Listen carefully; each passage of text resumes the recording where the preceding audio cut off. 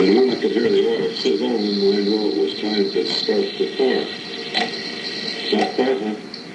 Well, I sure wouldn't recommend that method to anybody today. Anyway, when it was so cold like that, my partner and I, we were shingling the house. That's wood shingles. Up on the east side, that's up quite a bit higher than downtown. And we had a fire going. And we get up on the roof and work about 5 minutes, and we'd have to get down and stand by the fire. It took us several days to do that job. It was only about a 2-day job. I guess we were there 10 days getting it done.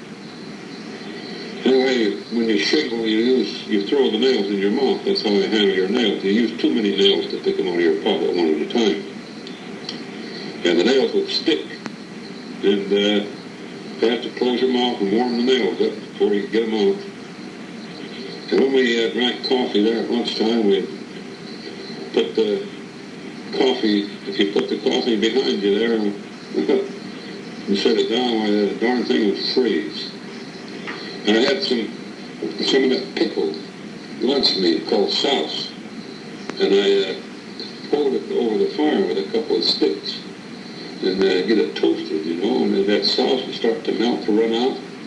You take it off of the shingle, you got to put it in your mouth, and the darn stuff was ice already. Now, that's the worst cold weather I ever witnessed in Salt Lake, I believe. We done this just before Christmas, and the reason we took such a beating on it was because we needed the money for Christmas. This was the last winter I spent in Salt Lake, because we moved to Seattle before the next winter. I think I was 25 years old at the time. Mom and I was 22 years old when we got married, or Mom would have been 22 years in another 4 days. Work was pretty good in the building trades in the late winter and the spring of 1937. I worked pretty good doing my thing. I worked quite a bit with my brothers, building houses.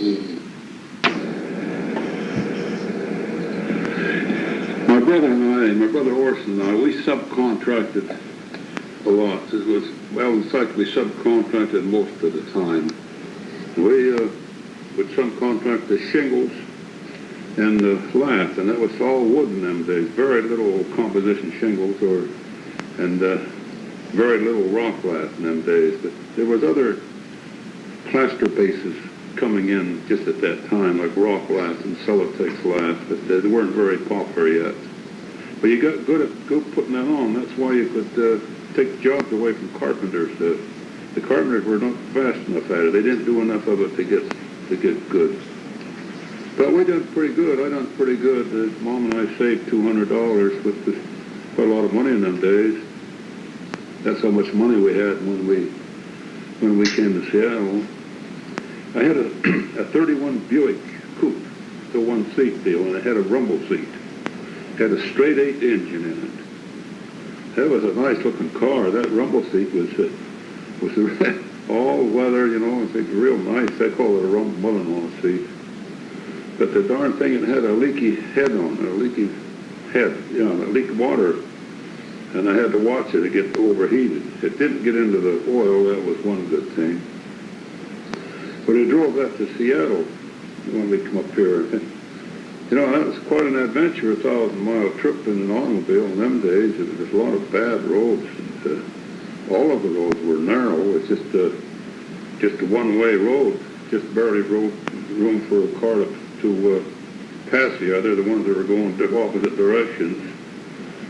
And there's no such a thing as 2 lanes, except in the big city in Salt Lake. There's probably Boise, Idaho, where that's probably the only ones that had 2 lanes. Anyway, it was quite an adventure. We had to keep our eye open for water all the time, and so that the car wouldn't overheat. I don't remember what kind of container we had, but for water, I don't suppose it was very big. But I look at those, when I travel now and I go to Salt Lake, I can see remnants of that old road, and I often wonder how I made it in 2 days. Hey, coming into, on the way into Seattle, we went to through Issaquah, and the car got so hot there I couldn't stop the engine. I turned the key off and it kept on running, so I just had to jam the gears to get it stopped. And I went through Renton and up Sunset Boulevard, and or Third Avenue, they're both the same. That was a gravel road then. At where Boeing's is there now, where the airfield is at Renton, that was a big nursery. And I think it might have been Malmo Nursery, but it was all shrubs and things in there. Great big place. And right on the corner of the lake there was a shingle mill. Well, we were told when we got to Seattle to find the Smith Tower. That's on James Street. They said the Smith Tower was the tallest building west of Chicago, 42 floors. But it was easy to find that, and so we found that, and we went right up the hill to 9th and James, and we found Horse and Elva's place. The third day I was in Seattle, I went to work. I run across a fellow doing some work I knew how to do, and I went and talked to him, and he let his helper go, and I started working partners with him. I worked a few months with him, and then I went to work somewhere else. But I got into the union then, and this fellow, he steered me to the union, and it's a good thing, too, because you couldn't go to work if you didn't belong in the union them days. Union Seattle was a very strong union town. We arrived in Seattle on July the 27th, 1937. Glenn was just 1 day shy of being 1 year old.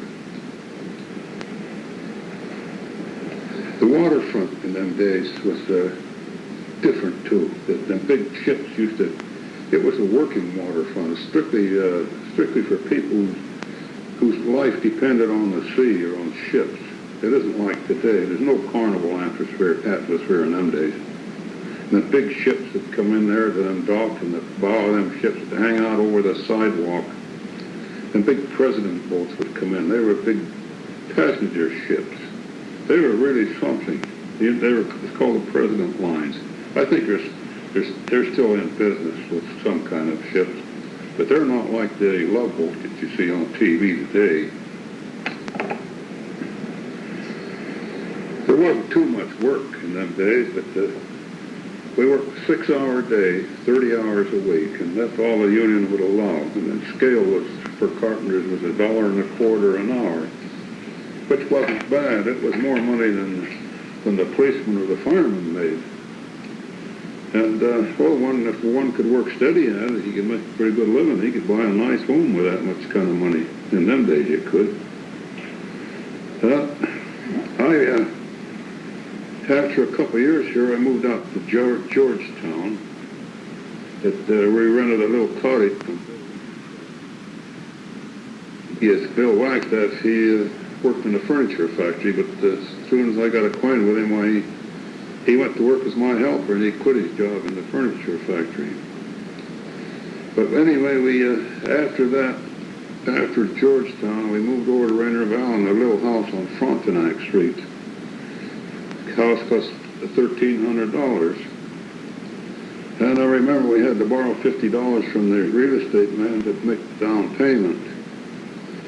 It was just a small place, and we lived there 7 years. And we were really busting out at the seams when we did move. We moved here to Edmund Street the year the war ended, World War II ended. And this house was only half as old then as it is today.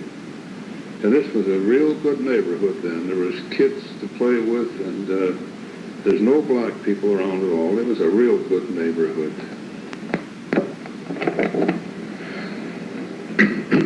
There was no industry or no railroads out here, and it was quiet. There were no freeways in them days either, and the bridge wasn't overcrowded like it is today. They built the bridge in 1939. That is Lake Washington Bridge. The little union I joined, that was a small union that had 205 members, and it was Local 104. The United Brotherhood of Carpenters and Joiners of America. I remember that because I was a recording secretary for about 3 years. And after that, they elected me the president of the union for one term. I was glad to get rid of that. That was a thankless job. It's about this time is when I met my friends Claire and Eric. And you know, that's been about almost, that's been more than 49 years ago. And we are still active friends. We see each other quite often now. And even once in a while we go fishing. And we always talk about fishing and talk about hunting. But that's a long time to have close friends. But, you know, they're real good men. I don't think they've ever had an evil thought in their head.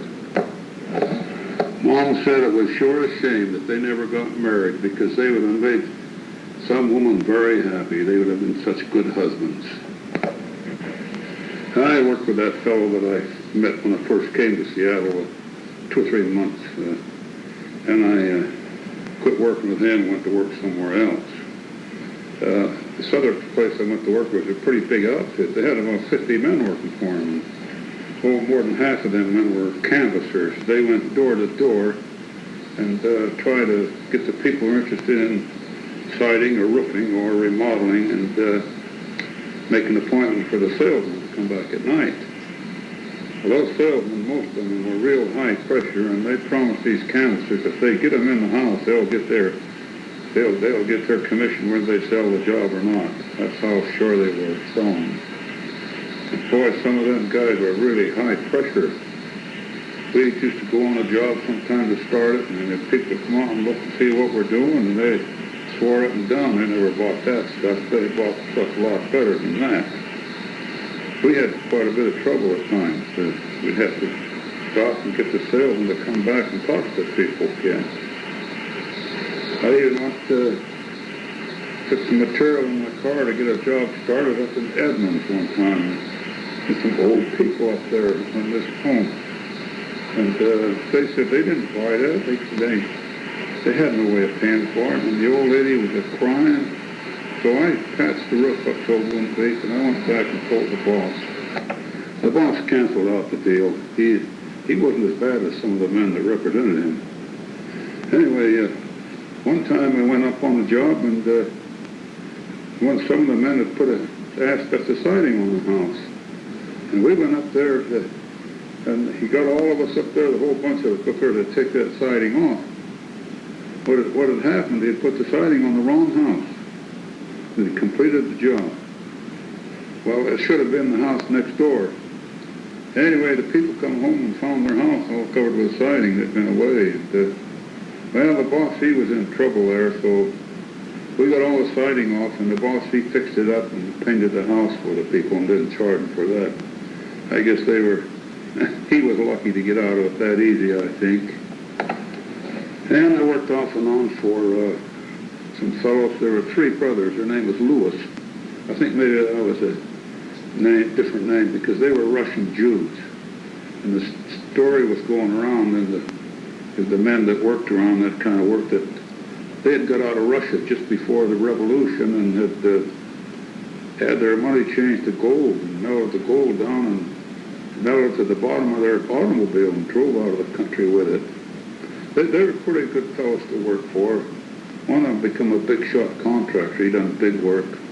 The other 2 went and partners with a lumber yard, and we worked for them. We never had any problem with it. They always paid the union scale. Another fellow and I tried working for ourselves and doing our own contracting, but after about a year, we decided we'd just be better off working for someone else, so we cut that out. I worked for a fellow, his name was Stalzoff, for about 14 or 15 years. And he kept me pretty busy. In the wintertime, I'd probably work 2 or 3 days a week. Then through the good weather, I'd work steady. And he always paid the scale or a little over. And we done a lot of piecework for him, too. And usually it was no problem making a day's wages working piecework. In fact, I've made a week's wages in one day several times. But he was a good man to work for. He used to claim that he made good money. We'd finish a job and he'd say he made good money on it. And most of the time when he'd say that, he'd give us a $20 $25 bond or a $50 bond. And he's not one of these guys who's always complaining about not making any money. It's just the opposite. I worked for him, like I say, about 14 or 15 years, and he gave me 2 $100 bonds for Christmas every year. And at Thanksgiving time, his wife would fix a basket of stuff for all the men, and she'd put a turkey in it and butter and all the goodies that go with the Thanksgiving dinner. They got a kick out of doing that. And they done a lot of charity work during the war too. They put on deals to get money to buy musical instruments for the Navy, for the men aboard ships. I remember one time I took him fishing, and we went down Elliott Bay there at Ray's Boathouse in the river there, close to the mouth of the river. And he rented an outfit that cost $2, a fishing outfit. And we went down the river fishing. We got out the mouth of the river, and that big king salmon yanked the pole of his right out of his hands and right out of the boat. And that salmon was swimming on the top trying to shake that flasher out of his mouth. He was a great big salmon, a big king salmon. Well, when we went back in, he never said anything about that rented outfit, because that $2 deposit was a real good buy for that outfit. After all those years I worked for him, and it was in the wintertime, it was kind of slow, and I went down to the office there right after the holidays, and I told him I was going to work for Horace, my brother-in-law. Well, he says him and his wife were quitting business too. They were going selling real estate. So it worked out pretty good that way. He didn't have to fire me. I didn't have to quit him. Of all the years I worked in Seattle, I only drew 2 unemployment insurance checks. But you can see I worked pretty good. And of course I had a thrifty wife too, and that helped a lot. But it was hard to get ahead in the early days. Working 6 hours and driving old automobiles. And for a couple of years there, we paid rent. But all in all, I guess I done pretty good. This man and his wife both graduated from the University of Wisconsin, from Milwaukee. That's where Glenn got his master's from. Now, I tried to find them after Glenn had finished school over there to tell them what had happened, but I know they'd be very pleased. They thought Glenn should have studied medicine or some very well-paying thing, just like that. I just missed being drafted by the skin of my teeth. I got a notice from the draft board to appear for a pre-induction physical. So I went down there. It was downtown, and there's a couple hundred other men down there, all lined up naked and going before these different doctors. Well, I passed that all right, but I felt pretty good about being healthy, but I sure didn't feel pretty good about having to leave home. I didn't think I should have to leave anyway, as I was 32 years old and had 2 children, and I had 2 neighbors that had young sons that were living at home, and they weren't gone yet. They were not married. But anyway, I went to see my draft board, and they said I would have to get into an essential industry. Well, we just finished the job, and I remember it very well. It was a big house. It was 2 floors in the basement, and there was 5 families lived there, and they all worked at Boeing's. Now, that's I call that real essential. But that place was really run down. They had tubs and buckets, big galvanized tubs on 2 floors in the basement, catching the water. It leaked so bad. But we fixed that house all up for them, and so that they made it livable. But that wasn't considered essential by the draft board. They gave me a ticket to go down to the quartermaster depot. That's where they warehouse all the supplies that they need in the Army. Well, I went down there and I got the job, and headline on the paper said, just the day I went down there, I noticed in the mail, on that box where they sell papers, the headline says, "No more men 32 years old to be taken." But I already had the job, so I guess thought I'd better keep it. Anyway, you never guess what my first essential job was. Another fellow and I, we got some plans to build a shack to put the empty whiskey bottles in from the officers' club. Well, that was my essential job. You know, that war was a terrible thing, and it was real bad to have to be in it, I guess, but it was no picnic being a civilian either.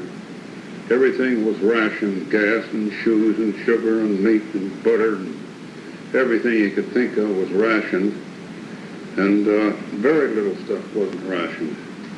But once in a while, they'd give you a bonus or something, let you have a couple pounds of pork or something like that. But we got by pretty good in that respect. But it was sure no picnic being a civilian. You couldn't buy an automobile. All automobiles were frozen. All the new automobiles, they were frozen. You had to have it be very essential to get one of them.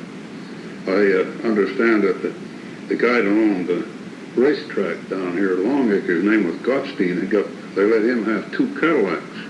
Well, I guess he was quite necessary for the war effort, that guy. Anyway, the day after the war ended, I quit. I just went down and got my tools.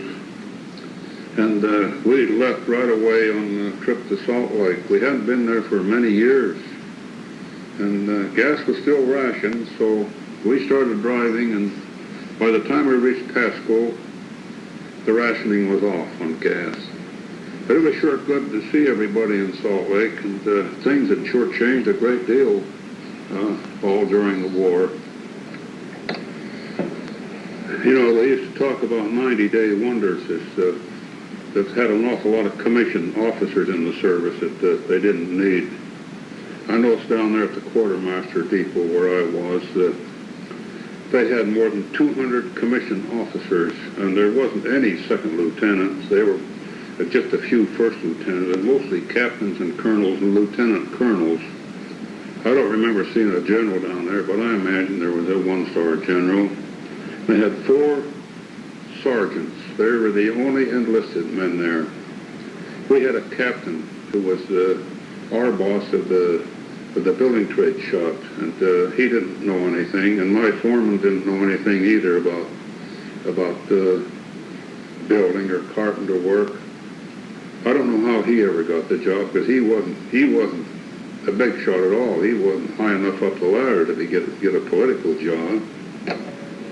I guess it was a year after the war ended before things were straightened around again, and you could buy an automobile. I know I bought a new Chevrolet automobile, and I had to wait a whole year to get it. But you know, it only cost $1,825 for that Chevrolet sedan. It was a two-door sedan, I think it was. Brand new, $1,825, sales tax and all. You know, we must have made 30 trips back to Salt Lake.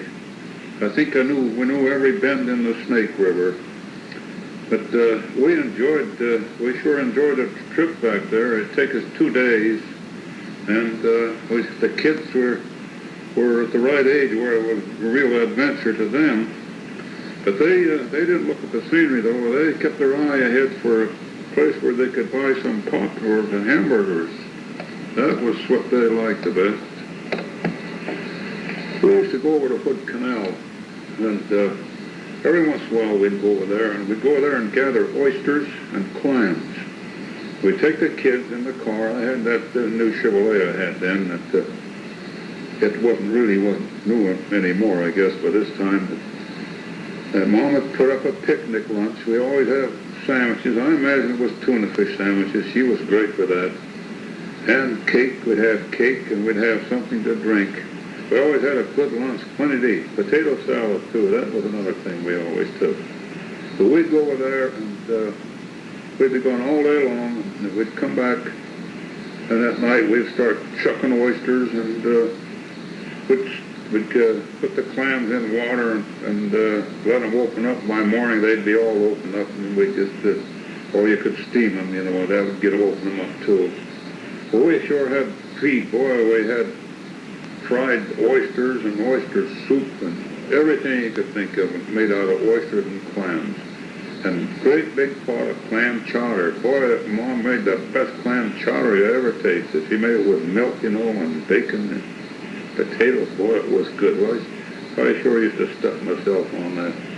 I'd like to do that again sometime, but pot of clam chowder. Boy, Mom made the best clam chowder you ever tasted. She made it with milk, you know, and bacon and potatoes. Boy, it was good. Well, I sure used to stuff myself on that. I'd like to do that again sometime, but I don't suppose that, I don't suppose you can get them oysters now like you used to then. There used to be a lot of vacant property on Hood Canal, but I think maybe that property's all taken up now, private property, and keep out signs up. We used to go for rides on the weekend a lot too, and we went somewhere almost every week when I didn't go fishing. But we took a picnic lunch too, and then times sometimes we'd take a 22 along and do some target practicing. 2 or 3 times a year I'd go fishing and stay overnight. That is 2 or 3 times in the summer. But if I had it to do over again, I probably wouldn't have gone as much, because I remember now I sure used to get homesick. About to stay one night, why the next day I was ready to come home early in the morning as soon as we'd done a little fishing. And if I stayed 2 nights, why I was really homesick. All I could think about was Mom and the kids, and I was anxious to get home. I don't know how things would have turned out if we'd have never moved to Seattle. But I look at my brothers back there and watch them, and they seem to be quite happy. They don't have too much, but they all have a home, a modest home at least. And I don't think they have any mortgages yet. They're all been settled. I guess they're doing all right. But I think maybe Seattle has been a more exciting place to be. When we first come to Seattle, there were just no end of things here that was very interesting. One thing we saw was some big sailing ships anchored in the middle of Lake Union. There was 2 or 3 of them. They were the great big 3 or 4 masted things. Big old workboats is what they were. So when the war started, they disappeared. And the talk was that they were going to use them in the wheat trade to sail around the Horn. Now, that's kind of dangerous for them ships sailing down there. I wouldn't want to be on one of them. Then there's another real interesting thing with Hooverville. That's where all these people who had no jobs or no money, nowhere to stay, they built themselves shacks out of cardboard and tin and anything they could find. And it was down there south and west of the Smith Tower in Seattle. It's where a Matson Steamship Company is now. It's on them flats there. And that Alaskan Way bordered one side and the Puget Sound the other.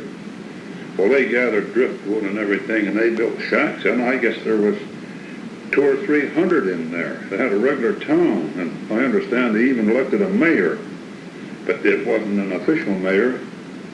But I guess they all looked to him for leadership.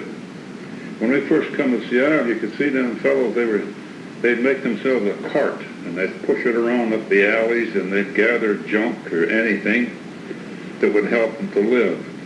That was sure an interesting thing. And the skid row, too. It was a different thing then than it is today. And, in them days, it was just the old part of town, and it was really old, too, but there wasn't many businesses down there that were thriving.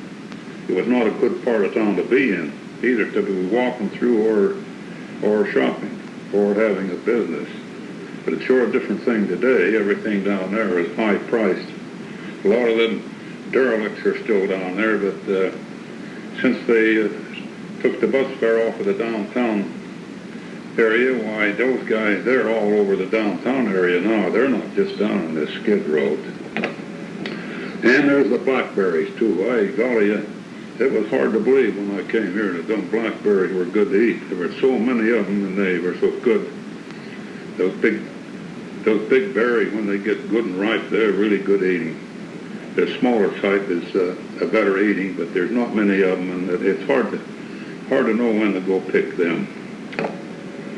That's, I told you earlier about how my uncle and Aunt Annie and Bill Robinson used to come here and stay with their son, and they'd pick berries while they were here, and then they'd can them and take them back home with them, and they'd brag about them so much back there that people got sick of listening to it. But I don't think they said anything that wasn't true, because those berries, they're really something. This Bill Robinson, he's the one that come up to me on the dock down there when I was fishing once, and it was still dark, and he come over there and he says, he told his partner that he heard me talk, and he says, that had to be one of Uncle Joe's boys. I guess a lot of people song alike. A lot of families sound alike. Their family does. And we used to go out fishing, and we'd watch them big tankers come in, and the weather's rough sometimes out there, and you could see them coming across Elliott Bay, and the waves would be going right across the decks of the ships. They'd be loaded down so full that there was nothing but the superstructure sticking out of the water. That sure looked funny to me. And we went up to Vancouver. We hadn't been here but about a year, and we went up there, Mom and I, and Glenn was just a little kid. And we'd been here about a year. We went up there, and it was odd to see those people. It's the first time we'd ever been in a foreign country, of course, even though they're mostly like we are here. In fact, you couldn't tell them apart if you didn't know you were up there. At least you couldn't tell apart from most of them. But these people we were with had a short-tailed relative up there, and they'd only been there for 2 years, and they'd come from Scotland. And we went to their home there, and it was on a side street, just a gravel street it was, and he had a picket fence. Well, we went in there, and he told me, the man says, you better get your car off the boulevard. I'll never forget that. And he had a strong Scotch accent. But Mom and I, Glenn, slept on their bed. They gave us their bed. And they said, well, we'll sleep on the Chesterfield. That was a couch. So the way they call it, a Chesterfield. It was on a Sunday, and they couldn't buy beer, but the man went to a veterans club and got some for us, and it was pretty strong beer, just a couple bottles though. And you couldn't, they separated the men and women in the taverns where they drank too. The men couldn't sit with the women when they drank the beer. And we went to Stanley Park up there, and they were spinning the cables for that Lion Gate Bridge. And that was, at the time, it was the longest span bridge in the British Empire. Well, one interesting thing that happened after I'd been here a few years was the time the Tacoma Narrows Bridge blew down. They nicknamed that Galloping Gertie, and it was easy to see why when we see the pictures of it. Someone happened to be standing there with a 16mm movie camera, and I guess he got a lot of money for that film. Boy, that was something. You know, that Tacoma Narrows Bridge is a world-ranking bridge. It's right up there within the top 5. That is for the length between spans. And that's a long ways across there. I've been over several times in the past few years. But anyway, the man that insured that bridge, the agent, received $37,000 payment to insure the bridge. That was just one payment, I guess. But he never turned it into his company. But when the bridge blew down, his company had to pay anyway, because companies are always have to depend on their agents to do the right thing, and they're responsible for their agents. I was working over in Bremerton that day, and it's really a strong wind blowing, and we got on a little ferry boat here in Seattle, and boy, the water was so rough you couldn't even drink coffee. You couldn't even go up to the cafeteria and get coffee. You had to lean against the cabin if you went to the toilet, and it blew the boat way down towards Bainbridge Island and up Bainbridge Island. And then it had to creep around in the lee of the island and get back into the Narrows to Bremerton. Well, my boss, he drove across the bridge that morning, and he come on the job and he says, "Boy, that bridge is sure jumping around." It wasn't long ago we heard it had blown down. My mother died in 1947, and it was in the wintertime. My sister Elva and I, we went back there on the train. It was hard. It was hard to get passage on anything in them days. There was very little air traffic for anybody. And, well, we got a drawing room. Elva was 7 months pregnant with George. So we got back there, and my mother was in a coma, and she had a cerebral hemorrhage. The doctor said she didn't know anybody, but, you know, when I went to the hospital and saw her eyes were open, I could tell when I looked at her eyes that she recognized me all right. And I talked to her. I told her I knew that. She was really something, my mother was. Can you imagine all that, having 18 children, losing 5 of them? What an awful life she had. She never had a refrigerator until the last few years before she died. And she never had an electric stove. It was always a coal stove, and never a furnace or anything. You had to depend on the coal stove in the kitchen for heat for the whole house. Believe me, she had a tough life. My sister Mary said if there was ever an angel on earth, it was our mother. And she was right.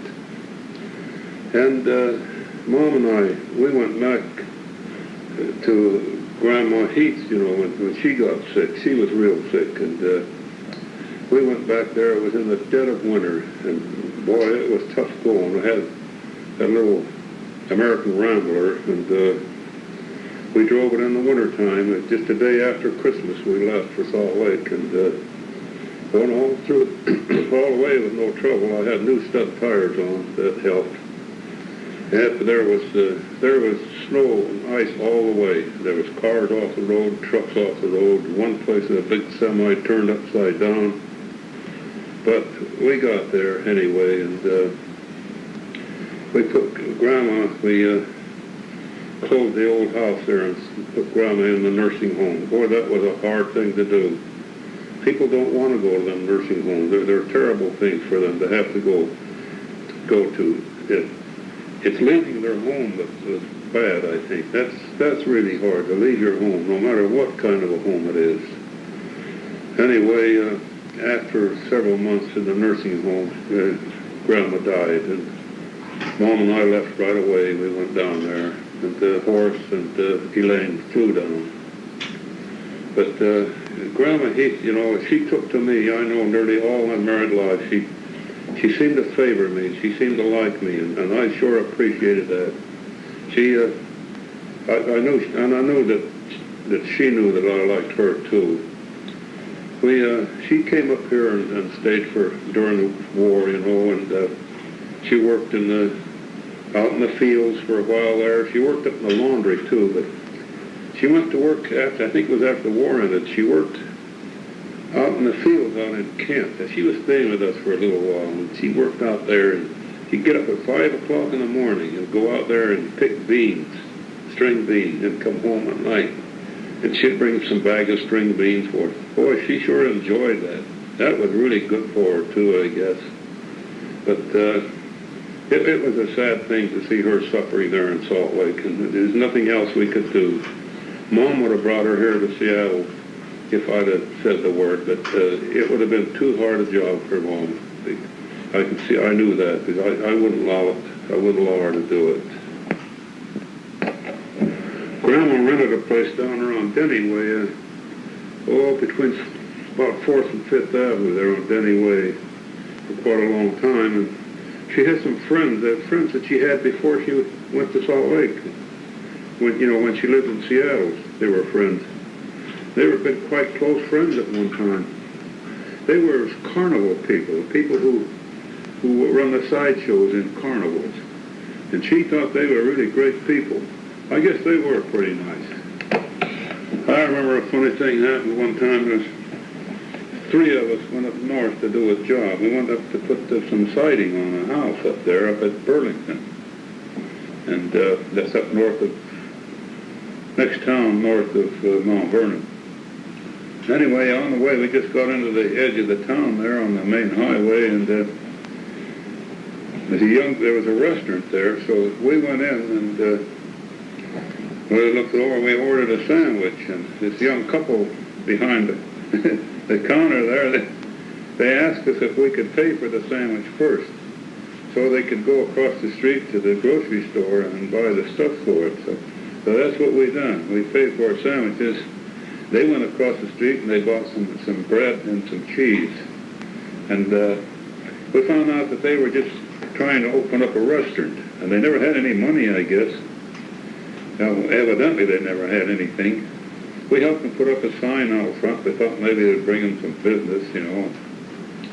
And they had a room in the back where they slept, a bedroom. And so it was just a regular bed.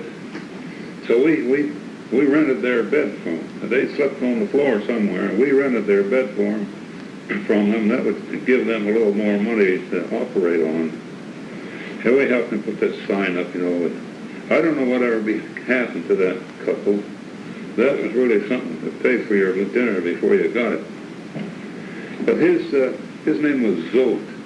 I don't remember their last name, but I remember that family was in Ripley's, believe it or not. I saw it when I was in Salt Lake before I came to Seattle. The man had 11 children, and he named them all with their first name with the letter beginning with Z. And there was all kinds. There was Zode and Zuel and Zerl. His name was Zode. He rattled off all the names, but I sure remember that thing in believe it or not. Salmon fishing was sure good when we first came to Seattle, and for several years after. Golly, after I'd been here a few months, I started salmon fishing. And boy, I caught so many fish you couldn't even give them away. I remember going up north to the boat house called Picnic Point. That's about 2/3 of the way to Everett, and then over to the Sound. And we'd rent a rowboat, and we'd go fishing there. We could get a rowboat for 50 cents a day, and for 25 cents we'd get enough live herring to last us. Of course, the herring didn't stay live long, but we bought them live, and they were fresh. And we pulled a herring dodger with a herring behind it, and we sure caught a lot of fish. Most of the time we caught fish. Gosh, I remember a pile of fish in the bottom of the boat. And I remember going to a house where some man and his wife lived that I knew, and I gave them some fish, and boy, they were tickled to death to get them. And next week I went there and I took another one, and the next week after that they didn't want any more. I guess they were just tired of eating fish. But it seemed to me that salmon fishing was much better in them days than it is today. I know it's hard to even rent a rowboat anymore. They don't want that. They want to rent you a bigger boat, and if they can, they'd like to rent you a motor too. But we had a great time salmon fishing. I remember one morning we were going up there to fish, and it was early in the morning, before daylight, well before daylight. And up there on 125th and Aurora, that's well inside the city limits today. Why, here come a bear alongside the road, walking toward us on the shoulder of the road, and our headlights shine on it.